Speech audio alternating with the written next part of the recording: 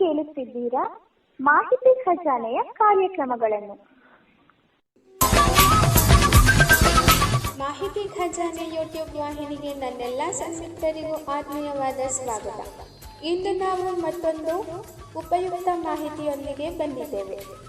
ಈ ವಿಡಿಯೋ ನಿಮಗೇನಾದರೂ ಇಷ್ಟವಾದಲ್ಲಿ ಲೈಕ್, ಶೇರ್, ಕಾಮೆಂಟ್ ಮಾಡಿ ಹಾಗೂ ಇನ್ನು ಹೆಚ್ಚು ಉಪಯುಕ್ತ ಮಾಹಿತಿಯನ್ನು ನಮ್ಮ ಯೂಟ್ಯೂಬ್ ವಾಹಿನಿಯಿಂದ ಏನಾದರೂ ನಿರೀಕ್ಷಿಸುತ್ತಿದ್ದೀರಾ?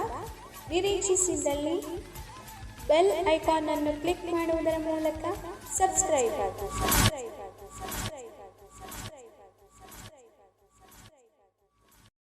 Received at 10:30 Premier reacted with Siddhartha Odisha ಈ ಕೆಳಗಿನ ಜೈ ಟ್ಯಾಗ್ಗಳನ್ನು ಹೊಂದಿದೆ.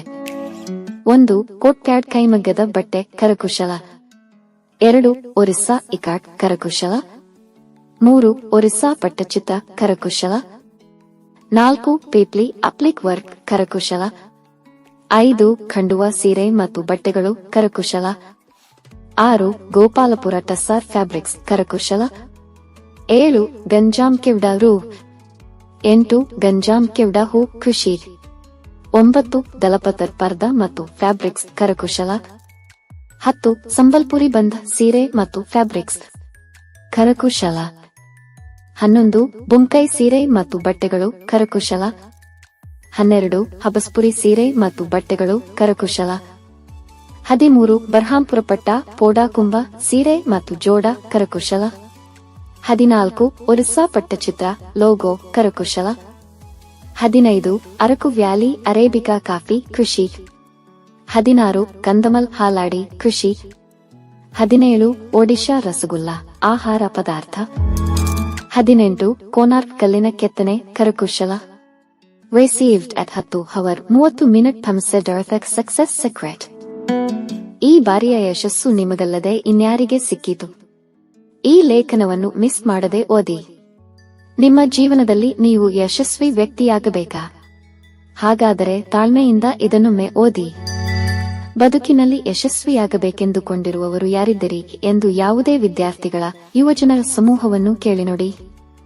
ಎಲ್ಲ ಕೈಗಳು ಮೇಲೇಳುತ್ತವೆ. ಬರೀ ಯುವಕರು ಮಾತ್ರವಲ್ಲ, ಎಲ್ಲರಿಗೂ ಜೀವನದಲ್ಲಿ ಮುಂದೆ ಬರುವ ಬಯಕೆ, ಏನನ್ನಾದರೂ ಸಾಧಿಸುವ ಕನಸು. ಆದರೆ ಎಲ್ಲರೂ ಯಶಸ್ವಿಯಾಗುವುದಿಲ್ಲ. ಕಾರಣ ದಿನನಿತ್ಯದ ಕೆಲಸಕ್ಕೂ ಕನಸಿಗೂ ಗುರಿಗೂ ವ್ಯತ್ಯಾಸವೇ ಬಹುತೇಕರಿಗೆ ಗೊತ್ತಿಲ್ಲ. ಉದಾಹರಣೆಗೆ, ಪ್ರತಿದಿನ ಹತ್ತಿರದ ಅಂಗಡಿಯಿಂದ ಹಾಲು ತರುವುದು ಒಂದು ಕೆಲಸ. ನೀವು 5, 10, 15 ವರ್ಷಗಳ ಕಾಲ ಹಾಲು ತಂದರೂ ಅದು ವಿಶೇಷವಲ್ಲ. ಹಾಗಂತ ಹಾಲು, ತರಕಾರಿ ತರುವುದು, ನೆಲಗುಡಿಸಿ ಒರೆಸುವುದು ಎಲ್ಲವೂ ಕೆಲಸವೇ. ಅವನ್ನು ಮಾಡಲೇಬೇಕು. ಹಾಗೆಯೇ ಸಾಧನೆಯ ಬಗ್ಗೆ ಯೋಚಿಸುತ್ತಲೇ ಇರುವುದು ಕನಸು. ಆದರೆ ಬದುಕಿನಲ್ಲಿ ಏನನ್ನಾದರೂ ಸಾಧಿಸಬೇಕೆಂದರೆ ಗುರಿಯೊಂದನ್ನು ಇಟ್ಟುಕೊಳ್ಳಬೇಕು. ಅದು ಪರೀಕ್ಷೆಯಲ್ಲಿ ಅಂಕ ಗಳಿಸುವುದಿರಬಹುದು, ಒಳ್ಳೆಯ ಕೆಲಸ ಪಡೆಯುವುದಿರಬಹುದು, ಉತ್ತಮ ಹಾಡುಗಾರರಾಗುವುದಿರಬಹುದು, ಚೆನ್ನಾಗಿ ಕೀಬೋರ್ಡ್ ನುಡಿಸುವುದನ್ನು ಕಲಿಯುವುದಾಗಿರಬಹುದು. ಇವೆಲ್ಲ ಒಂದೆರಡು ದಿನಗಳಲ್ಲಿ ಆಗುವಂಥದ್ದಲ್ಲ. ನಾವು ಯಾವುದೇ ಗುರಿ ಹಾಕಿಕೊಂಡಿರಲಿ, ಅದಕ್ಕೊಂದು ಯೋಜನೆ ಇರಬೇಕು.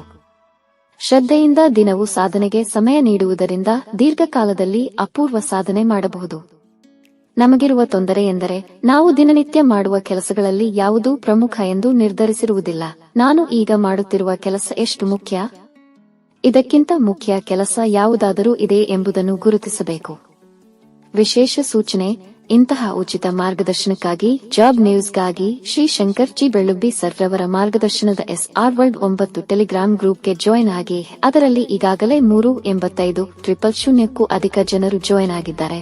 9538781570ಗೆ ಲಿಂಕ್ ಕಳುಹಿಸುವಂತೆ ಕೋರಿ ಒಂದು ವಾಟ್ಸ್ಆಪ್ ಟೆಲಿಗ್ರಾಮ್ ಮೆಸೇಜ್ ಮಾಡಿದರೆ ಲಿಂಕ್ ಕಳುಹಿಸುತ್ತಾರೆ. ಜಾಯಿನ್ ಆಗಿ. ತುಂಬಾ ಅತ್ಯದ್ಭುತ ಮಾಹಿತಿ ಹಾಕುತ್ತಾರೆ ಆ ಗ್ರೂಪ್ನಲ್ಲಿ. ಉದಾಹರಣೆಗೆ, ಮುಂಬರುವ ಪರೀಕ್ಷೆಗೆ 8 ದಿನದಲ್ಲಿ 16 ಪಾಠಗಳನ್ನು ಓದಬೇಕೆಂದು ಗುರಿ ಹಾಕಿಕೊಂಡಿದ್ದರೆ ದಿನಕ್ಕೆ 2 ಪಾಠ ಓದಲೇಬೇಕು. ನಿಮ್ಮ ಮೊದಲ ಕೆಲಸ ಆ 2 ಪಾಠ ಓದಿ ಮುಗಿಸುವುದಾಗಬೇಕು. ಆ ನಂತರವೇ ಬೇರೆ ವಿಚಾರ. ದಿನನಿತ್ಯವೂ ಮಾಡುವ ಚಿಕ್ಕ ಪುಟ್ಟ ಕೆಲಸಗಳು ಅದ್ಭುತವಾದ ಫಲಿತಾಂಶ ನೀಡಬಲ್ಲವು. ಮನಸ್ಸಿನ ಒತ್ತಡ ಕಡಿಮೆ ಮಾಡಿಕೊಳ್ಳಬೇಕೆನ್ನುವವರು ದಿನನಿತ್ಯ 5 ನಿಮಿಷ ದೀರ್ಘ ಉಸಿರಾಟ ಮಾಡಿದರೆ ಮನಸ್ಸು ನಿಯಂತ್ರಣಕ್ಕೆ ಬರುತ್ತದೆ. ನಮ್ಮ ಇಂಗ್ಲಿಷ್ ಭಾಷೆಯ ಶಬ್ದ ಭಂಡಾರ ಉತ್ತಮಗೊಳ್ಳಬೇಕೆಂದರೆ ದಿನಕ್ಕೆ 2 ಹೊಸ ಶಬ್ದ ಕಲಿಯುವುದು, 1 ಪುಟ ಇಂಗ್ಲಿಷ್ ಓದುವುದು, ಇಂಗ್ಲಿಷ್ ತರಬೇತಿ ನೀಡುವುದಕ್ಕೆ ಇರುವ ಸಾವಿರಾರು ಯೂಟ್ಯೂಬ್ ವಿಡಿಯೋಗಳ ಪೈಕಿ ಒಂದನ್ನಾದರೂ 5 ನಿಮಿಷ ನೋಡುವುದು ಮಾಡಬೇಕು. 15 ನಿಮಿಷಗಳ ಕಾಲ 1 ವರ್ಷ ಕಾಲ ದಿನವೂ ಇದನ್ನು ಮಾಡಿದರೆ ಇಂಗ್ಲಿಷ್ ಭಾಷಾ ಸಾಮರ್ಥ್ಯ ಉತ್ತಮಗೊಳ್ಳುವುದರಲ್ಲಿ ಯಾವ ಸಂದೇಹವೂ ಇಲ್ಲ. ಇದು ಯಾರಿಗೂ ಗೊತ್ತಿಲ್ಲದ ವಿಚಾರವೇನಲ್ಲ. ಆದರೆ 15 ನಿಮಿಷ ಅದನ್ನು ಮಾಡುವುದಕ್ಕೆ ನಮಗೆ ಬೋರ್ ಆಗಿಬಿಡುತ್ತದೆ. 5 ನಿಮಿಷ ಪ್ರಾಣಾಯಾಮ ಮಾಡಲು ಸಮಯವಿಲ್ಲ. ಅದೇ ಟಿವಿ ಎದುರು ಕೂತು ಅದೇ ಹಳಸಲು ಜೋಕುಗಳ ಅಸಂಬದ್ಧ ಮಾತುಗಳ ಕಾರ್ಯಕ್ರಮಗಳನ್ನು 2-3 ಗಂಟೆ ನೋಡಿದರೆ ಏನೂ ಅನ್ನಿಸುವುದಿಲ್ಲ. ಸಾಮಾಜಿಕ ಜಾಲತಾಣಗಳಲ್ಲಿ ಗಂಟೆಗಟ್ಟಲೆ ಸಮಯ ವ್ಯರ್ಥ ಮಾಡಲು ಬೇಸರವೆನಿಸುವುದಿಲ್ಲ. ಹಾಗಾಗಿ ಯಾವ ಕೆಲಸ ನಮಗೆ ಮುಖ್ಯ ಎಂದು ನಿರ್ಧರಿಸಿಕೊಂಡು ಅದಕ್ಕೆ ಮಹತ್ವ ಕೊಡುವುದು ಬಹುಮುಖ್ಯ. ಇಲ್ಲದಿದ್ದರೆ ಬೇರೆ ಬೇರೆ ಕೆಲಸಗಳಲ್ಲಿ ಸೋರಿಹೋಗುವ ಸಮಯವನ್ನು ಹೇಗೆ ಉಪಯೋಗಿಸುವುದು ಎಂದೇ ಗೊತ್ತಾಗುವುದಿಲ್ಲ. ಕಷ್ಟದ ಕೆಲಸಗಳಿಗಿಂತ ಸುಲಭವಾದ ಕೆಲಸಗಳೆಡೆ ಆಕರ್ಷಿತವಾಗುವುದು ಮನಸ್ಸಿನ ಸ್ವಭಾವ. ಅದಕ್ಕೆ ತಕ್ಕಂತೆ ತಾಳ ಹಾಕಿದರೆ ನಾವು ಮಾಡಬೇಕು ಅಂದುಕೊಂಡ ಕೆಲಸಗಳೆಲ್ಲ ಹಾಗೆಯೇ ಉಳಿದು ಬಿಡುತ್ತವೆ. ಬಹುಶಃ ಯಶಸ್ವಿ ಮತ್ತು ಅಯಶಸ್ವಿ ವ್ಯಕ್ತಿಗಳ ನಡುವೆ ಇರುವ ವ್ಯತ್ಯಾಸವೆಂದರೆ ಅದೇ. ಸಾಧಕರು ಮುಖ್ಯ ವಿಷಯಗಳಿಗೆ ಮಹತ್ವ ಕೊಡುತ್ತಾರಷ್ಟೇ ಅಲ್ಲ, ದಿನದಿನದ ಕೆಲಸವನ್ನು ನಿಗದಿತ ಸಮಯ ಹೊಂದಿಸಿಕೊಳ್ಳುವುದರ ಮೂಲಕ ಅಂದಂದೇ ಮುಗಿಸಿಬಿಡುತ್ತಾರೆ. ಜೀನಿಯಸ್ ಎನಿಸಿಕೊಂಡವರು, ಅದ್ಭುತ ಐಕ್ಯೂ ಇರುವವರು ಮಾತ್ರವೇ ಯಶಸ್ವಿ ವ್ಯಕ್ತಿಗಳಾಗುತ್ತಾರೆ ಎಂಬುದನ್ನು ಸುಳ್ಳು ಮಾಡಿ ಅಪರೂಪದ ಸಾಧನೆಗೈದ ಸಾಧಾರಣ ವ್ಯಕ್ತಿಗಳೆಲ್ಲರೂ ಅನುಸರಿಸಿದ ಮಾರ್ಗ ಇದೆ. ದೊಡ್ಡ ಗುರಿಯೊಂದನ್ನು ಇಟ್ಟುಕೊಳ್ಳುವುದು ಮತ್ತು ದಿನವೂ ಅದನ್ನು ತಲುಪಲು ಯಾವ ಅಡೆತಡೆ ಬಂದರೂ ನಿರಂತರವಾಗಿ ಕೆಲಸ ಮಾಡುವುದು. ನಮ್ಮ ಗುರಿಯೆಡೆಗೆ ಲಕ್ಷ್ಯ ಹರಿಸಿದಾಗ ಮುಖ್ಯವಲ್ಲದ ವಿಷಯಗಳ ಬಗ್ಗೆ ಗಮನ ಕೊಡಲು ಹೋಗಬಾರದು. ಯಾವುದಾದರೂ ಮುಲಾಜಿಗೆ ಸಿಕ್ಕು ನಾವು ನಮಗಿಷ್ಟವಿಲ್ಲದ ಕೆಲಸ ಮಾಡುತ್ತಿರುತ್ತೇವೆ. ಆದರೆ ನಮಗೆ ಯಾವುದು ಮುಖ್ಯವೋ ಅದನ್ನು ಮಾಡಿ ಮುಗಿಸಲು ಬೇಡದ ಅಷ್ಟು ಪ್ರಮುಖವಲ್ಲದ ವಿಚಾರಗಳನ್ನು ಕೈಬಿಡುವುದು ಅನಿವಾರ್ಯ. ಮುಖ್ಯ ಪರೀಕ್ಷೆ 1 ವಾರವಿರುವಾಗ ದೊಡ್ಡಪ್ಪನ ಮಗಳ ಮದುವೆ ಏನಾದರೂ ಬಂದರೆ ಹೋಗಬೇಕೆಂದಿಲ್ಲ. ಪರೀಕ್ಷೆ ಮುಗಿದ ಮೇಲೂ ಹೋಗಿ ಮಾತಾಡಿಸಿಕೊಂಡು ಬರಬಹುದು. ನಮಗೆ ನಮ್ಮ ಗುರಿಯ ಬಗ್ಗೆ ಸ್ಪಷ್ಟತೆ ಇದ್ದರೆ ಯಾರೂ ಏನೂ ಅಂದುಕೊಳ್ಳುವುದಿಲ್ಲ. ಇದೊಂದು ಉದಾಹರಣೆ ಮಾತ್ರ. ಮುಂದುವರೆಯುತ್ತದೆ. ರಿಸೀವ್ಡ್ ಅಟ್ 10:32 ಸಮಸ್ಯೆ ಡರ್ಫಾಕ್ ಮುಂದುವರೆದ ಭಾಗ. ನಾವು ದೀರ್ಘಕಾಲೀನ ಗುರಿಗಳನ್ನು ಇಟ್ಟುಕೊಂಡಾಗ ಶಿಸ್ತು ಅತಿ ಮುಖ್ಯ. ಪರೀಕ್ಷೆಯಲ್ಲಿ ಅತ್ಯುತ್ತಮ ಅಂಕ ಗಳಿಸಲು ಲಕ್ಷ ಮಂದಿ ತೊಡಗಿಸಿಕೊಳ್ಳುವ ಸ್ಪರ್ಧಾತ್ಮಕ ಪರೀಕ್ಷೆಗಳಲ್ಲಿ ಉನ್ನತ ಸ್ಥಾನ ಪಡೆದು ಕೆಲಸಗಿಟ್ಟಿಸಿಕೊಳ್ಳಲು, ವ್ಯವಹಾರದಲ್ಲಿ ಅಭಿವೃದ್ಧಿ ಸಾಧಿಸಲು ಎಲ್ಲದಕ್ಕೂ ದಿನವೂ ಪ್ರಯತ್ನ ಪಡಬೇಕು. ಪ್ರತಿದಿನ ನಾವು ಮಾಡುವ ಅತಿ ಚಿಕ್ಕ ಕೆಲಸಗಳೇ ನಮ್ಮನ್ನು ಯಶಸ್ವಿಯಾಗಿಸುತ್ತವೆ. ಯಾವುದಾದರೂ ದೊಡ್ಡ ಸಾಧನೆಯ ಹಿಂದೆ ವರ್ಷಗಳ ಹಲವು ತಿಂಗಳುಗಳ ಕಠಿಣ ಶ್ರಮ ಇರುತ್ತದೆ. ರೋಮ್ ಅಷ್ಟೇ ಅಲ್ಲ, ಯಾವ ಸಾಮ್ರಾಜ್ಯವನ್ನು ಒಂದು ದಿನದಲ್ಲಿ ಕಟ್ಟಲಾಗಿಲ್ಲ ಎಂಬುದನ್ನು ನೆನಪಿಟ್ಟುಕೊಳ್ಳಬೇಕು. ಬಹಳ ಜನರು ಇವೆಲ್ಲವನ್ನು ತಿಳಿದುಕೊಂಡು ಕೆಲಸ ಆರಂಭಿಸುತ್ತಾರೆ. ಈ ಸಲ ಸೇಫ್ಟಿ ಹುದ್ದೆಗೆ ಅರ್ಜಿ ಹಾಕಿದ್ದೇನೆ. ನಾಳೆಯಿಂದ ದಿನಕ್ಕೆ 10 ಗಂಟೆ ಓದುತ್ತೇನೆ. ಸರಿ, ಡೈರಿಯಲ್ಲಿ ಬರೆದಾಯಿತು, ಟೈಮ್ ಟೇಬಲ್ ಮಾಡಾಯಿತು. ವಿವೇಕಾನಂದರ, ಸ್ಟೀವ್ ಜಾಬ್ಸ್ ಅವರ ನುಡಿಗಳನ್ನು ಕನ್ನಡಿಗೆ ಅಂಟಿಸಿಕೊಂಡಾಯಿತು. ಮಾರನೇ ದಿನ 10 ಗಂಟೆ ಓದಿಯೂ ಆಯಿತು. ಅದರ ಮಾರನೇ ದಿನ 10 ಗಂಟೆ 6 ಗಂಟೆಯಾಗಿ, ಮುಂದಿನ ದಿನ 6 ಗಂಟೆ 2 ಗಂಟೆಯಾಗಿ, ಮುಂದಿನ 2 ದಿನಗಳಲ್ಲಿ 10 ನಿಮಿಷವೂ ಪುಸ್ತಕ ಮುಟ್ಟಲು ಬೇಜಾರಾಗಿ ಆಗುವುದು ಮಾತ್ರ ಉದ್ಯೋಗವಾ? ಬದುಕೋಕೆ 100 ದಾರಿ ಇದೆ ಎಂದು ಪರೀಕ್ಷೆ ಬರೆಯುವ ವಿಚಾರವನ್ನೇ ಕೈಬಿಟ್ಟು ಆಯಿತು. ಇದೊಂದೇ ಪರೀಕ್ಷೆಯಲ್ಲ, ಶಿಕ್ಷಕರ ಉಪನ್ಯಾಸಕರ ಹುದ್ದೆಗಾಗಿನ ಅರ್ಹತಾ ಪರೀಕ್ಷೆ, ವೈದ್ಯಕೀಯ ಪ್ರವೇಶ ಪರೀಕ್ಷೆ, ರಾಷ್ಟ್ರಮಟ್ಟದ ಇನ್ನಿತರ ಪರೀಕ್ಷೆಗಳು ಮುಂತಾದವನ್ನು ಬರೆಯುವ 100ಕ್ಕೆ 90 ಮಂದಿಯ ಅವಸ್ಥೆ ಇದೆ. ಪ್ರತಿ ವರ್ಷ ಐಎಎಸ್ ಹುದ್ದೆಯಿಂದ ಹಿಡಿದು 2ನೇ ದರ್ಜೆಯ ಗುಮಾಸ್ತರ ಹುದ್ದೆಯವರೆಗೂ 100 ಪರೀಕ್ಷೆಗಳು ನಡೆಯುತ್ತವೆ. ಒಂದೊಂದು ಪರೀಕ್ಷೆಗೆ ಬರುವ ಅರ್ಜಿಗಳು ಈಗ 1000 ದಾಟಿ ಲಕ್ಷವಾಗಿವೆ. ಆದರೆ ಶಿಸ್ತಿನಿಂದ ಓದುವವರು ಎಷ್ಟು ಜನ ಎಂದರೆ ಬೆರಳೆಣಿಕೆಯಷ್ಟು. ಹಾಗಾಗಿ ಉದ್ಯೋಗಾಕಾಂಕ್ಷಿಗಳಿಗೆ ಒಂದು ಮಾತು: ಹುದ್ದೆಗಳೆಲ್ಲ ಬುದ್ಧಿವಂತರಿಗೆ ಸಿಗುವುದು ಎಂದು ಯಾರೂ ನಿರಾಶರಾಗುವ ಅಗತ್ಯವಿಲ್ಲ. ಪ್ರಯತ್ನ ಪಡದ ಜಾಣನಿಗಿಂತ ಸತತ ಪ್ರಯತ್ನ ಪಡುವ ಸಾಧಾರಣ ಬುದ್ಧಿಮತ್ತೆಯವನು ಯಶಸ್ಸು ಗಳಿಸುತ್ತಾನೆ. ಯಾವುದಾದರೂ ಕೋಚಿಂಗ್ ಕೇಂದ್ರದಿಂದಲೋ ಯೂಟ್ಯೂಬ್ನಿಂದಲೋ ಅಥವಾ ಈ ಬಗ್ಗೆ ಮಾಹಿತಿ ಇದ್ದವರಿಂದ ಸಲಹೆ ಪಡೆದು ಸಿಲೆಬಸ್ನಲ್ಲಿ ಏನಿದೆ ಎಂದು ನೋಡಿ, ವಿಷಯವಸ್ತು ಸಂಗ್ರಹಿಸಿ, ದಿನಕ್ಕಿಷ್ಟು ಓದಿ ಮುಗಿಸಿ ಅದನ್ನೇ ನಿರಂತರವಾಗಿ ಮಾಡಿ ನೋಡಿ. ನಿಮಗಲ್ಲದೆ ಇನ್ಯಾರಿಗೆ ಯಶಸ್ಸು ಸಿಕ್ಕಿತು? ಇದು ಎಲ್ಲ ಕ್ಷೇತ್ರದವರಿಗೂ ಅನ್ವಯಿಸುತ್ತದೆ. ಪ್ರಯತ್ನವಿಲ್ಲದ ಬುದ್ಧಿವಂತಿಕೆ ಯಾವ ಪ್ರಯೋಜನಕ್ಕೂ ಇಲ್ಲ ಎನ್ನುವುದನ್ನು ಅರ್ಥ ಮಾಡಿಕೊಂಡು ಇನ್ನಾದರೂ ಎದ್ದು ಮುಂದೆ ಹೆಜ್ಜೆಗಳನ್ನಿಡೋಣ. ಏನಂತೀರಿ? ಇದು ನಿಮಗೆ ಇಷ್ಟವಾಗಿದ್ದರೆ, ನಿಮ್ಮೊಳಗಿನ ಮಲಗಿದ್ದ ವ್ಯಕ್ತಿಯನ್ನು ಬಡಿದೆಬ್ಬಿಸಿದರೆ ನಮ್ಮ ವಾಟ್ಸಾಪ್ ನಂಬರ್ಗೆ ಪ್ರತಿಕ್ರಿಯೆ ನೀಡಿ. ರಿಸೀವ್ಡ್ ಅಟ್ 10:32 ಫೆಮಸ್ಸೆಡರ್ಥಕ್ ಪೊಂಗಲ್ ಹಬ್ಬ ಅಥವಾ ಬೋಗಿ ಪೊಂಗಲ್ ಭಾರತದ ತಮಿಳುನಾಡಿನಲ್ಲಿ 4 ದಿನಗಳ ಸುಗ್ಗಿಯ ಆಚರಣೆಯಾಗಿದೆ. ಇದು ಜನವರಿ 15ರಂದು ಪ್ರಾರಂಭವಾಗುತ್ತದೆ ಮತ್ತು ಚಳಿಗಾಲದ ಅಂತ್ಯ ಮತ್ತು ಸುಗ್ಗಿಯ ಋತುವಿನ ಆರಂಭವನ್ನು ಸೂಚಿಸುತ್ತದೆ. ಸೂರ್ಯ ದೇವರಾದ ಸೂರ್ಯನಿಗೆ ಸಮರ್ಪಿತವಾಗಿರುವ ಇದನ್ನು ಅಸ್ಸಾಂನಲ್ಲಿ ಮಾಘ್ ಬಿಹು, ಪಂಜಾಬ್ನ ಲೋಹ್ರಿ ಮತ್ತು ಉತ್ತರದಲ್ಲಿ ಮಕರ ಸಂಕ್ರಾಂತಿ ಸೇರಿದಂತೆ ಭಾರತದಾದ್ಯಂತ ವಿವಿಧ ಹೆಸರುಗಳಲ್ಲಿ ಆಚರಿಸಲಾಗುತ್ತದೆ. ಮಕರ ಸಂಕ್ರಾಂತಿ 2024ರಲ್ಲಿ ಜನವರಿ 15ರಂದು ಆಚರಿಸಲಾಗುತ್ತದೆ. ಇದು ಮಕರ ರಾಶಿಗೆ ಸೂರ್ಯನ ಪ್ರವೇಶವನ್ನು ಸೂಚಿಸುತ್ತದೆ. ಇದು ಚಳಿಗಾಲದ ಅಂತ್ಯ ಮತ್ತು ಹಿಂದೂ ಸಂಪ್ರದಾಯಗಳಲ್ಲಿ ದೀರ್ಘ ದಿನಗಳ ಆರಂಭವನ್ನು ಸೂಚಿಸುತ್ತದೆ. ಮಾಘ ಮಾಸದೊಂದಿಗೆ ಸೇರಿಕೊಳ್ಳುತ್ತದೆ. ಈ ಹಬ್ಬವನ್ನು ಹಿಂದೂ ಧರ್ಮದಲ್ಲಿ ವ್ಯಾಪಕವಾಗಿ ಆಚರಿಸಲಾಗುತ್ತದೆ ಮತ್ತು ವೈದಿಕ ಜ್ಯೋತಿಷ್ಯದಲ್ಲಿ ಸೂರ್ಯನ ಮಕರ ಸಂಕ್ರಾಂತಿಯನ್ನು ಸೂಚಿಸುವ ಗಂಗಾ ಸ್ನಾನ ಮತ್ತು ದತ್ತಿ ಕಾರ್ಯಗಳಂತಹ ಆಚರಣೆಗಳೊಂದಿಗೆ ಸಂಬಂಧ ಹೊಂದಿದೆ. ರಿಸೀವ್ಡ್ ಅಟ್ 12:01 ಈ ದಿನದ ಪ್ರಚಲಿತ ಪಾರ್ಸಿ ಭಾಷೆಗೆ ಶಾಸ್ತ್ರೀಯ ಸ್ಥಾನಮಾನ ಕೇಂದ್ರ ಸರ್ಕಾರ ಘೋಷಣೆ. ಹೊಸ ಶಿಕ್ಷಣ ನೀತಿಯ ಅಡಿಯಲ್ಲಿ ಭಾರತದಲ್ಲಿ 9 ಶಾಸ್ತ್ರೀಯ ಭಾಷೆಗಳಲ್ಲಿ ಒಂದಾಗಿ ಫಾರ್ಸಿ, ಪರ್ಷಿಯನ್ ಅನ್ನು ಸೇರಿಸಲು ಭಾರತ ಸರ್ಕಾರ ನಿರ್ಧರಿಸಿದೆ ಎಂದು ವಿದೇಶಾಂಗ ವ್ಯವಹಾರಗಳ ಸಚಿವ ಎಸ್ ಜೈಶಂಕರ್ ಘೋಷಿಸಿದರು. ಭಾರತದಲ್ಲಿ 2004ರಿಂದ ಈವರೆಗೆ ಒಟ್ಟು 6 ಭಾಷೆಗಳಿಗೆ ಕೇಂದ್ರ ಸರ್ಕಾರ ಶಾಸ್ತ್ರೀಯ ಸ್ಥಾನಮಾನ ನೀಡಿದೆ. ಅವುಗಳೆಂದರೆ ತಮಿಳು 2004, ಸಂಸ್ಕೃತ 2005, ಕನ್ನಡ 2008, ತೆಲುಗು 2008, ಮಲಯಾಳಂ 2013, ಒಡಿಯಾ 2014. 4 ಲಕ್ಷ ಮೈಲುಗಳಷ್ಟು ಬೆಳೆದ ಅಮೆರಿಕ. ಕಳೆದ ತಿಂಗಳು ಅಮೆರಿಕದ ಭೂಪ್ರದೇಶವು 21 ಲಕ್ಷ ಚದರ ಕಿಮೀ ನಷ್ಟು ಬೆಳೆದಿದೆ. ಡಿಸೆಂಬರ್ನಲ್ಲಿ ಅಮೆರಿಕ ತನ್ನ ದೇಶಕ್ಕಂಟಿಕೊಂಡಿದ್ದ ಜಲಭಾಗವನ್ನು ಹಿಡಿತಕ್ಕೆ ಪಡೆದಿದೆ. ಹೀಗಾಗಿ 386,000 ಚದರ ಮೈಲಿ ಪ್ರದೇಶ ಅಮೆರಿಕವನ್ನು ಕೂಡಿಕೊಂಡಿದೆ. ಇದನ್ನು ಇಸಿಎಸ್ ವಿಸ್ತೃತ ಸಮುದ್ರ ವಲಯ ನೀರು ಕಡಿಮೆ ಇರುವ ಜಾಗ ಎಂದು ಕರೆಯಲಾಗಿದೆ. ಅಂತಾರಾಷ್ಟ್ರೀಯ ಕಾನೂನುಗಳ ಪ್ರಕಾರ ಹೀಗೆ ತನಗೆ ಅಂಟಿಕೊಂಡಿರುವ ಜಲಭಾಗವನ್ನು ದೇಶವೊಂದು ವಶಕ್ಕೆ ಪಡೆಯಲು ಅವಕಾಶವಿದೆ. ಅಂತಹ ಭಾಗದಲ್ಲಿನ ಜೀವಿಗಳನ್ನು ರಕ್ಷಿಸಿ ನಿರ್ವಹಿಸುವುದು ಅದೇ ದೇಶದ ಜವಾಬ್ದಾರಿಯಾಗುತ್ತದೆ. ಪ್ರಸ್ತುತ 6 ಪ್ರದೇಶಗಳು ಅಮೆರಿಕಕ್ಕೆ ಸೇರಿವೆ. ಪ್ರಧಾನಿ ನರೇಂದ್ರ ಮೋದಿ ಅವರು ಇಂದು ಆಂಧ್ರಪ್ರದೇಶದ ಶ್ರೀ ಸತ್ಯಸಾಯಿ ಜಿಲ್ಲೆಯಲ್ಲಿ ಸೀಮಾಸುಂಕ, ಪರೋಕ್ಷ ತೆರಿಗೆ ಮತ್ತು ಮಾದಕ ವಸ್ತು ರಾಷ್ಟ್ರೀಯ ಅಕಾಡೆಮಿ ಎನ್ಎಸ್ಎಎನ್ ಸಂಸ್ಥೆಯನ್ನು ಉದ್ಘಾಟಿಸಲಿದ್ದಾರೆ. ಎನ್ಎಸ್ಎಎನ್ ಭಾರತ ಸರ್ಕಾರದ ಅತ್ಯುನ್ನತ ಸಂಸ್ಥೆಯಾಗಿದ್ದು ಪರೋಕ್ಷ ತೆರಿಗೆಗಳ ಕ್ಷೇತ್ರದಲ್ಲಿ ಮುಖ್ಯ ಪಾತ್ರ ವಹಿಸಿದೆ. ವಿವಿಧ ದೇಶಗಳ ಅಧಿಕಾರಿಗಳಿಗೆ ಸೀಮಾಸುಂಕ, ಕಸ್ಟಮ್ಸ್, ಮಾದಕ ವಸ್ತುಗಳಿಗೆ ಸಂಬಂಧಿಸಿದ ಕಾನೂನುಗಳು ಮತ್ತು ಪರಿಸರ ಸಂರಕ್ಷಣೆ ಬಗ್ಗೆ ತರಬೇತಿ ನೀಡುತ್ತದೆ. ಲಿಥಿಯಂ ಗಣಿಗಾರಿಕೆ ಅರ್ಜೆಂಟೀನಾ ಜೊತೆ ಭಾರತ ಒಪ್ಪಂದ. ಅರ್ಜೆಂಟೀನಾದ 5 ಲಿಥಿಯಂ ಬ್ಲಾಕ್ಗಳಲ್ಲಿ ಲಿಥಿಯಂ ಮೈನಿಂಗ್, ಗಣಿಗಾರಿಕೆ ಹಾಗೂ ಪರಿಶೋಧನೆ ಮಾಡುವ ಒಪ್ಪಂದಕ್ಕೆ ಭಾರತ ಸಹಿ ಹಾಕಿದೆ. ಈ ಮೂಲಕ ಭಾರತ ಹೊಸ ಮೈಲಿಗಲ್ಲು ಸಾಧಿಸಿದೆ. 5 ಲಿಥಿಯಂ ಬ್ಲಾಕ್ಗಳ ಲಿಥಿಯಂ ಮೈನಿಂಗ್, ಪರಿಶೋಧನೆ ಮತ್ತು ಅಭಿವೃದ್ಧಿ ಒಪ್ಪಂದವು 2070ರ ವೇಳೆಗೆ ನಿವ್ವಳ ಶೂನ್ಯ ಗುರಿ ಸಾಧಿಸುವ ಮತ್ತು ಎಲೆಕ್ಟ್ರಿಕ್ ವಾಹನಗಳ ಉತ್ಪಾದನಾ ಕೇಂದ್ರವಾಗಿ ಸ್ಥಾಪಿಸಿಕೊಳ್ಳುವ ಉದ್ದೇಶವಾಗಿದೆ. ಥೈಲ್ಯಾಂಡ್ನಲ್ಲಿ ಅಪರೂಪದ ಬಿಳಿ ತಿಮಿಂಗಿಲ ಪತ್ತೆ.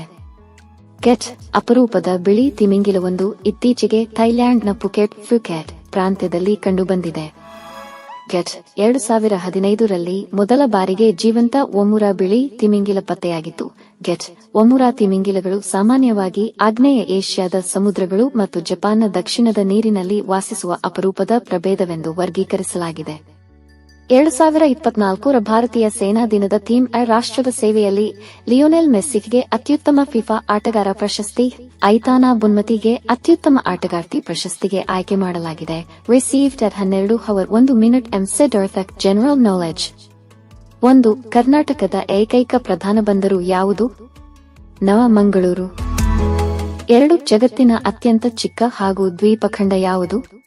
ಆಸ್ಟ್ರೇಲಿಯಾ. 3. 1952ರಲ್ಲಿ ಪ್ರಾರಂಭಗೊಂಡು 1955ರಲ್ಲಿ ಕಾರ್ಯಾರಂಭಗೊಂಡ ಬಂದರು ಯಾವುದು? ಕಾಂಡ್ಲಾ ಬಂದರು, ಗುಜರಾತ್. 4. ಆಸ್ಟ್ರೇಲಿಯಾ ಖಂಡದಲ್ಲಿರುವ ಒಟ್ಟು ರಾಷ್ಟ್ರಗಳ ಸಂಖ್ಯೆ ಎಷ್ಟು? 14. 5. ಯಾವ ಬಂದರನ್ನು ಜವಾಹರ್ ಲಾಲ್ ನೆಹರು ಬಂದರು ಎನ್ನುವರು? ನವಾಶೇವಾ ಬಂದರು. 6. ಕರ್ನಾಟಕದ ಹೆಬ್ಬಾಗಿಲು ಎಂದು ಯಾವ ಬಂದರನ್ನು ಕರೆಯುತ್ತಾರೆ? ನವಮಂಗಳೂರು. 7 ವಿಸ್ತೀರ್ಣದಲ್ಲಿ ಅತಿ ಚಿಕ್ಕ ರಾಜ್ಯ ಯಾವುದು? ಗೋವಾ. 8 ಗ್ರೇಟ್ ಬ್ಯಾರಿಯರ್ ರೀಫ್ ಯಾವ ಖಂಡದಲ್ಲಿದೆ? ಆಸ್ಟ್ರೇಲಿಯಾ. 9 ಭಾರತ ಮತ್ತು ಅಫ್ಘಾನಿಸ್ತಾನಕ್ಕೆ ಸಂಬಂಧಿಸಿದ ಗಡಿರೇಖೆ ಯಾವುದು? ಡ್ಯೂರಾಂಡ್. 10 ಜನಸಂಖ್ಯೆಯಲ್ಲಿ ಅತಿ ಚಿಕ್ಕ ರಾಜ್ಯ ಯಾವುದು? ಸಿಕ್ಕಿಂ. 11 ಮೌಂಟ್ ಎವರೆಸ್ಟ್ ಏರಿದ ಮೊಟ್ಟ ಮೊದಲ ಭಾರತೀಯ ಮಹಿಳೆ ಯಾರು? ಬಚೇಂದ್ರಿ ಪಾಲ್. 12 ಯಾವ ಖಂಡ ಆರ್ಟಿಸಿಯನ್ ಬಾವಿಗಳಿಗೆ ಪ್ರಸಿದ್ಧಿಯಾಗಿದೆ? ಆಸ್ಟ್ರೇಲಿಯಾ. 13 ಆಸ್ಟ್ರೇಲಿಯಾ ಖಂಡದ ಅತಿದೊಡ್ಡ ರಾಷ್ಟ್ರ ಯಾವುದು? ಆಸ್ಟ್ರೇಲಿಯಾ. 14 ಮೌಂಟ್ ಎವರೆಸ್ಟ್ ಅನ್ನು ನೇಪಾಳದಲ್ಲಿ ಎಂದು ಕರೆಯುತ್ತಾರೆ? ಸಾಗರಮಾತಾ. 15 K2 ಯಾವ ಶ್ರೇಣಿಯಲ್ಲಿದೆ? ಕಾರಾಕೋರಂ. 16 ಕಾಂಚನಜುಂಗ ಯಾವ ರಾಜ್ಯದಲ್ಲಿದೆ? ಸಿಕ್ಕಿಂ. 17 ಕೋಲ್ಕತ್ತಾ ಬಂದರು ಯಾವ ನದಿ ದಂಡೆಯಲ್ಲಿ ಸ್ಥಾಪನೆಯಾಗಿದೆ? ಹೂಗ್ಲಿ. 18 ಉಲಾರ್ ಸರೋವರ ಯಾವ ರಾಜ್ಯದಲ್ಲಿದೆ? ಜಮ್ಮು ಮತ್ತು ಕಾಶ್ಮೀರ. 19 ದಾಲ್ ಸರೋವರ ಯಾವ ರಾಜ್ಯದಲ್ಲಿದೆ? ಜಮ್ಮು ಮತ್ತು ಕಾಶ್ಮೀರ. 20 ಕಾಮರಾಜ್ ಬಂದರಿನ ಇನ್ನೊಂದು ಹೆಸರೇನು? ಎನ್ನೂರ್ ಬಂದರು.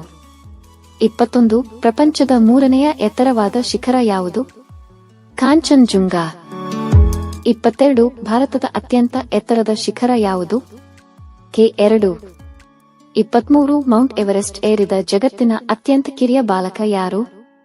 ಜೋರ್ಡಾನ್ ರೋಮೆರೋ. 24 ಪಾಕ್ ಜಲಸಂಧಿ ಯಾವ 2 ರಾಷ್ಟ್ರಗಳಿಗೆ ಸಂಬಂಧಿಸಿದೆ? ಭಾರತ ಮತ್ತು ಶ್ರೀಲಂಕಾ.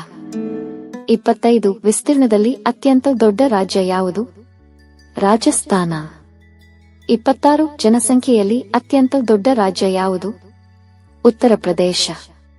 27 ಮ್ಯಾಕ್ಮೋಹನ್ ರೇಖೆ ಯಾವ ರಾಷ್ಟ್ರಗಳಿಗೆ ಸಂಬಂಧಿಸಿದೆ? ಭಾರತ ಮತ್ತು ಚೀನಾ. 28 12 ನಾಟಿಕಲ್ ಎಂದರೆ? 22 2 ಕಿಮೀ. 29 ತಮಿಳುನಾಡಿನ ಚಿದಂಬರ ಜಿಲ್ಲೆಯಲ್ಲಿರುವ ಬಂದರು ಯಾವುದು? ಟುಟಿಕೋರಿನ್. 30 ದೇಶದ ಅತ್ಯಂತ ಪುರಾತನ ಬಂದರುಗಳಲ್ಲಿ 2ನೆಯದು ಯಾವುದು? ಚೆನ್ನೈ ಬಂದರು. 31 ಭಾರತದ 13ನೆಯ ಬಂದರು ಯಾವುದು? ಎನ್ನೂರ್ ಬಂದರು. 32 ಲೋಕ್ಟಕ್ ಸರೋವರ ಯಾವ ರಾಜ್ಯದಲ್ಲಿದೆ? ಮಣಿಪುರ. 33 ಭಾರತದ ಅತ್ಯಂತ ದೊಡ್ಡ ಸಿಹಿ ಹಾಗೂ ಶುದ್ಧ ನೀರಿನ ಸರೋವರ ಯಾವುದು? ಉಲಾರ್ ಸರೋವರ. 34 ಖಾಸಿ ಗಾರೋ ಜೈಂತಿಯಾ ಬೆಟ್ಟಗಳು ಯಾವ ರಾಜ್ಯದಲ್ಲಿ ಕಂಡುಬರುತ್ತವೆ? ಮೇಘಾಲಯ. 35 ಪಟಕಾಯಿಬಂ ಬೆಟ್ಟ ಕಂಡುಬರುವುದು ಯಾವ ರಾಜ್ಯದಲ್ಲಿ? ಅರುಣಾಚಲ ಪ್ರದೇಶ. 36 ಚಳಿಗಾಲದಲ್ಲಿ ಹೆಪ್ಪುಗಟ್ಟುವ ಸರೋವರ ಯಾವುದು? ದಾಲ್ ಸರೋವರ. 37 ದೇಶದ ಮೊದಲ ಖಾಸಗಿ ಬಂದರು ಯಾವುದು? ಎನ್ನೂರ್ ಬಂದರು. 38 ಪಾರಾದೀಪ್ ಬಂದರು ಯಾವ ರಾಜ್ಯದಲ್ಲಿದೆ? ಒಡಿಶಾ. 39 ಕೋಲ್ಕತ್ತಾ ಬಂದರಿನ ಉಪಬಂದರು ಹಾಲ್ಡಿಯಾ ಸ್ಥಾಪನೆಯಾದದ್ದು ಯಾವಾಗ? 1978ರಲ್ಲಿ. 40 ರಾಡ್ ಕ್ಲಿಪ್ ರೇಖೆಯನ್ನು ಗುರುತಿಸಿದವರು ಯಾರು? Sir Cyril Radcliffe. 41 mount ಎವರೆಸ್ಟ್ನ ಎತ್ತರವೆಷ್ಟು? 8848 ಮೀ. 42 ಭಾರತದ ದೊಡ್ಡ ಪ್ರವಾಸಿಗರ ಆಕರ್ಷಣೀಯ ಸರೋವರ ಯಾವುದು? ದಾಲ್ ಸರೋವರ. 43 ಮಿಜೋ ಬೆಟ್ಟಗಳು ಯಾವ ರಾಜ್ಯದಲ್ಲಿ ಕಂಡುಬರುತ್ತವೆ? ಮಿಜೋರಾಂ. 44 ಡ್ಯೂರಾಂಡ್ ರೇಖೆಯನ್ನು ಗುರುತಿಸಿದವರು ಯಾರು? Mortimer Durand. 45 ಮಿಕಿರ್ ಬೆಟ್ಟಗಳು ಕಂಡುಬರುವ ರಾಜ್ಯ ಯಾವುದು? ಅಸ್ಸಾಂ. 46 ಭಾರತದ ಉತ್ತರದ ಅಂಚನ್ನು ಜಮ್ಮು ಮತ್ತು ಕಾಶ್ಮೀರದವು ಎಂದು ಗುರುತಿಸಲಾಗಿದೆ? ಇಂದಿರಾ ಕೋಲ್. 47 ಆಸ್ಟ್ರೇಲಿಯಾ ಖಂಡದ ಅತಿ ಚಿಕ್ಕ ರಾಷ್ಟ್ರ ಯಾವುದು? ನೌರು. 48 ಚಿಲ್ಕ್ ಸರೋವರ ಯಾವ ರಾಜ್ಯದಲ್ಲಿದೆ? ಒರಿಸ್ಸಾ. 49 ನಾಗರಹೊಳೆ ರಾಷ್ಟ್ರೀಯ ಉದ್ಯಾನವನ ಎಲ್ಲಿದೆ? ಮೈಸೂರು ಕೊಡಗು. 50 ರುದ್ರಸಾಗರ ಸರೋವರ ಎಲ್ಲಿದೆ? ತ್ರಿಪುರ. 51 ವಿಶ್ವ ಹವಾಮಾನ ದಿನವನ್ನು ಯಾವಾಗ ಆಚರಿಸಲಾಗುತ್ತದೆ? ಮಾರ್ಚ್ 23. 53 ಹೈದರಾಲಿ ಬಿರುದು ಫತೇ ಹೈದರ್ ಬಹದ್ದೂರ್. 54 ಒಂದನೇ ಆಂಗ್ಲೋ ಮೈಸೂರು ಯುದ್ಧ ಯಾವ ಒಪ್ಪಂದದೊಂದಿಗೆ ಅಂತ್ಯಗೊಂಡಿತು? ಮದ್ರಾಸ್ ಒಪ್ಪಂದ. 1769. 55 ಎರಡನೇ ಆಂಗ್ಲೋ ಮೈಸೂರು ಯುದ್ಧದ ಸಮಯದಲ್ಲಿದ್ದ British governor general Warren Hastings. 56 ಮೂರನೇ ಆಂಗ್ಲೋ ಮೈಸೂರು ಯುದ್ಧದ ಸಮಯದಲ್ಲಿ ಇದ್ದ ಬ್ರಿಟಿಷ್ ಗವರ್ನರ್ ಜನರಲ್ ಕಾರ್ನವಾಲಿಸ್. 57 ನಾಲ್ಕನೇ ಆಂಗ್ಲೋ ಮೈಸೂರು ಯುದ್ಧದ ಸಮಯದಲ್ಲಿ ಇದ್ದ British governor general lord Wellesley. 58 ಸಹಾಯಕ ಸೈನ್ಯ ಪದ್ಧತಿಯನ್ನು ಜಾರಿಗೆ ತಂದವರು ಲಾರ್ಡ್ ವೆಲ್ಲೆಸ್ಲಿ. 59 ಸಹಾಯಕ ಸೈನ್ಯ ಪದ್ಧತಿಗೆ ಸೇರಿದ ಮೊದಲ ದೇಶೀಯ ರಾಜ ಹೈದರಾಬಾದ್ ನಿಜಾಮ. 60 ಅಭಿನವ ಕಾಳಿದಾಸ ಬಸಪ್ಪ ಶಾಸ್ತ್ರಿ. 61 ಮೈಸೂರಿನ ಪ್ರಥಮ British resident sir Beary clause. 62 Mysuru ಸಂಸ್ಥಾನದಲ್ಲಿ ಕಮಿಷನರ್ ಆಳ್ವಿಕೆ ಪ್ರಾರಂಭವಾಗಿದ್ದು 1831. 63 ರಾಜಧಾನಿಯನ್ನು ಮೈಸೂರಿನಿಂದ ಬೆಂಗಳೂರಿಗೆ ವರ್ಗಾಯಿಸಿದವರು ಮಾರ್ಕ ಕಬ್ಬನ್. 64 ಅಟಾರ ಕಚೇರಿಯನ್ನು ರದ್ದು ಮಾಡಿದವರು Mark Cubbon. Received at 12 hour 1 minute ಎಂಸೆಟ್ ಅರ್ಥಾತ್ ಭಾರತದಲ್ಲಿ ವಸ್ತು ಗುಣಮಟ್ಟ ನಿರ್ಧಾರಿತ ಚಿಹ್ನೆಗಳು. ಚಿಹ್ನೆ ವಸ್ತುಗಳು. ಆಗಮಾರ್ಕ ಕೃಷಿ ಉತ್ಪನ್ನಗಳು. ಹಾಲ್ ಮಾರ್ಕ್ ಚಿನ್ನ ಶುದ್ಧತೆ. ಐ ಕೈಗಾರಿಕಾ ಉತ್ಪನ್ನಗಳ ಗುಣಮಟ್ಟ. ಎಕೋ ಮಾರ್ಕ್ ಪರಿಸರ ಸ್ನೇಹಿ ಉತ್ಪನ್ನಗಳು. FPO ಸಂಸ್ಕರಿಸಿದ ಹುಣ್ಣಿಮೆ ಉತ್ಪನ್ನಗಳು. ಸಿಲ್ಕ ಮಾರ್ಕ್ ಸಿಲ್ಕ ಬಟ್ಟೆಗಳು. ಟ್ರೇಡ್ ಮಾರ್ಕ್ ಬೌದ್ಧಿಕ ಆಸ್ತಿ ಹಕ್ಕುಗಳು. ಕಾಪಿರೈಟ್ ಹಕ್ಕುಗಳು ಮುದ್ರಣ. ಭಾವಚಿತ್ರ. ರೆಡ್ ಮಾರ್ಕ್ ಮಾಂಸಾಹಾರಿ. ಗ್ರೀನ ಮಾರ್ಕ್ ಸಸ್ಯಾಹಾರಿ. ಇಂಡಿಯನ್ ಆರ್ಗಾನಿಕ್ ಸಾವಯವ ವಸ್ತುಗಳ ಉತ್ಪನ್ನ ರಿಸೀವ್ಡ್ ಅಟ್ 12 ಹವರ್ 1 ಮಿನಿಟ್ ಎಂಸೆಟ್ ಅರ್ಥಾತ್ ಮೆನೇನೌಟ್. ಇತ್ತೀಚೆಗೆ ಉದ್ಘಾಟನೆ ಮಾಡಲಾದ 4ನೇ ಜಲಾಂತರ್ಗಾಮಿ ವಿರೋಧಿ ವಾರ್ಫೇರ್ ಶಾಲೋ ವಾಟರ್ ಕ್ರಾಫ್ಟ್ನ ಹೆಸರೇನು? ಅಮಿನಿ. ಮೌಂಟ್ ಎವರೆಸ್ಟ್ ಬಳಿ 500 ಅಡಿ ಎತ್ತರದಿಂದ ಸೈಡೈವ್ ಮಾಡಿದ ಮೊದಲ ಮಹಿಳೆ ಯಾರು? ಶೀತಲ್ ಮಹಾಜನ್. ಭಾರತೀಯ ರೈಲ್ವೆಯ ಒಂದು ನಿಲ್ದಾಣ ಒಂದು ಉತ್ಪನ್ನ ಉಪಕ್ರಮವು ಈಗ ಎಷ್ಟು ನಿಲ್ದಾಣಗಳಲ್ಲಿ ಕಾರ್ಯನಿರ್ವಹಿಸುತ್ತಿದೆ? 1037. ಮೇನೈನೌಟ್. ಇತ್ತೀಚೆಗೆ ಬಿಡುಗಡೆಯಾದ ಕ್ವಾಕ್ವೆರಲ್ಲಿ ಸೈಮಂಡ್ಸ್ ವಿಶ್ವವಿದ್ಯಾಲಯ ಶ್ರೇಯಾಂಕದಲ್ಲಿ ಕೆಳಗಿನ ಯಾವ ವಿಶ್ವವಿದ್ಯಾಲಯ ಭಾರತದಲ್ಲಿ ಅಗ್ರಸ್ಥಾನ ಪಡೆದುಕೊಂಡಿದೆ? ಐಐಟಿ ಮುಂಬೈ. 2023ನೇ ಸಾಲಿನ 9ನೇ ಭಾರತ ಅಂತಾರಾಷ್ಟ್ರೀಯ ವಿಜ್ಞಾನ ಉತ್ಸವ ಎಲ್ಲಿ ನಡೆಯಲಿದೆ? ಹರಿಯಾಣ. ಕೆಳಗಿನ ಯಾವ ಅಭಿವೃದ್ಧಿಶೀಲ ರಾಷ್ಟ್ರವು ಅಭಿವೃದ್ಧಿ ಹೊಂದಿದ ರಾಷ್ಟ್ರಗಳ ಪ್ರಬಲವಿರುವ ಖನಿಜ ಭದ್ರತಾ ಪಾಲುದಾರಿಕೆಗೆ ಮಿನರಲ್ ಸೆಕ್ಯೂರಿಟಿ ಪಾರ್ಟ್ನರ್ಶಿಪ್ ಮೆಸ್ಪ್ ಸೇರಿಕೊಂಡಿತು? ಭಾರತ. ಮೇನೈನೌಟ್. ಇತ್ತೀಚೆಗೆ ಸುದ್ದಿಯಲ್ಲಿರುವ ಛೌ ನೃತ್ಯವು ಕೆಳಗಿನ ಯಾವ ರಾಜ್ಯ ಅಥವಾ ಯುಟಿಗೆ ಸಂಬಂಧಿಸಿದೆ? ಜಮ್ಮು ಮತ್ತು ಕಾಶ್ಮೀರ.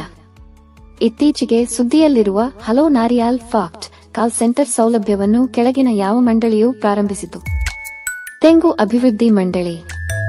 ಇತ್ತೀಚೆಗೆ ಕೆಳಗಿನ ಯಾವ ದೇಶಗಳ ನಡುವೆ ನವೆಂಬರ್ 16 ರಿಂದ 29, 2023ರವರೆಗೆ ಮಿತ್ರ ಶಕ್ತಿ ಜಂಟಿ ಮಿಲಿಟರಿ ವ್ಯಾಯಾಮ ನಡೆಯಲಿದೆ?